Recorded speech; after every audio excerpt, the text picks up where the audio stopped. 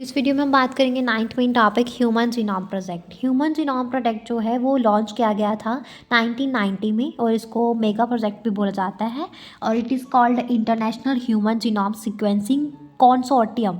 और इसका एम क्या था कि सभी जो है finding out all the genes in a human genes in each human chromosome, determining their function and hopefully understanding how they together form the complete organism। और ह्यूमन जीनोम प्रोजेक्ट जो है ये 13 ईयर प्रोजेक्ट था, coordinated by US department of energy and the national institute of health. और human genome project जो है ये closely associated था with the rapid development of new area in biology, जिसको हम बायो इन्फॉर्मेटिक्स बोलते हैं। गोल्स क्या थी ह्यूमन जीनोम प्रोजेक्ट के कि डेवलप करना एक जेनेटिक लिंकेज और map of a human genome. और ये कैसे करना था? Bye identifying thousands of genetic markers and mapping them in the genome.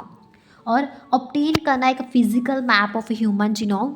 और ये फिजिकल मैप जो है ह्यूमन जीनोम का ये हम कर सकते थे genomic DNA into the jacks and cosmic. और गोल्स के साथ साथ ही सीक्वेंस करना एंटायर ह्यूमन जीनोम का। दो फैक्टर्स पॉसिबल हुआ, एक तो जेनेटिक इंजीनियरिंग टेक्निक्स और दूसरा availability of simple and fast techniques, जिसकी वजह से डिटरमाइन किए जा सके डीएनए सीक्वेंस। इसके बाद इसमें आ जाता है मेथोडोलॉजी ऑफ एफसीटी, मतलब ह्यूमन जीनोम प्रोजेक्ट। इसमें आ जाता है सीक्वेंस टाइप और सीक्वेंस लिमिटेशन। और सीक्वेंस जो है होल सेट ऑफ जीनोम का जो सीक्वेंस है वो इंड्यूस करता है सभी कोडिंग और नॉन कोडिंग सीक्वेंस को, और बाद में signing function to the different regions in the sequence are method used to sequence human genome. Clear है? इसके आगे दो सब टॉपिक्स हैं, salient features of human genome project और दूसरा applications of human genome project. Okay, salient features of human genome project. ये human genome है जिस ह्यूमन जीनोम में हमारे पास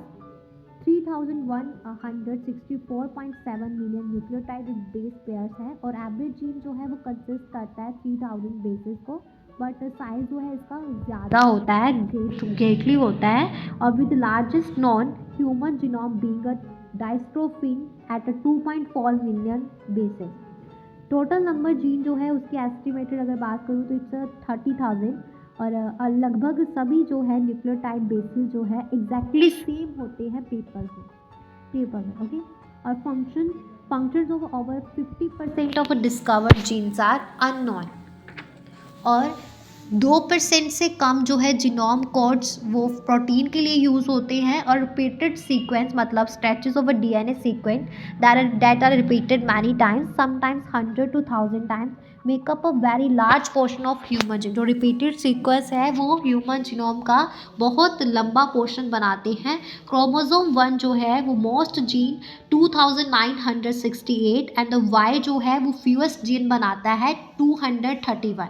साइंटिस्ट जिन्होंने आइडेंटिफाइड किया था, scientist have identified about 1.4 million location जहाँ पे single base DNA difference single base DNA difference मतलब SNPs मतलब सिंगल न्यूक्लियोटाइड पॉलीमॉर्फिज्म पर नाउ दैट स्नेप्स अगर इन अ ह्यूमन। अभी इसके बाद सेकंड सब टॉपिक की बात करते हैं जो है applications of human genome project.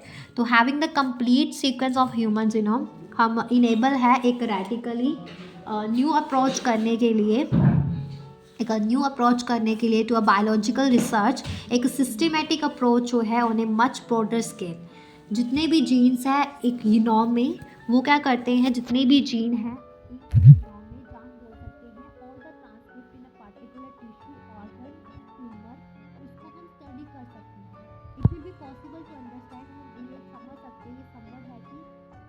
Enormous number of gene और प्रोटीन जो है वर्क करते हैं एक साथ में, और वो इंटरकनेक्टेड है, उनका जो नेटवर्क है वो इंटरकनेक्टेड है, ये केमिस्ट्री ऑफ लाइफ। क्लियर है?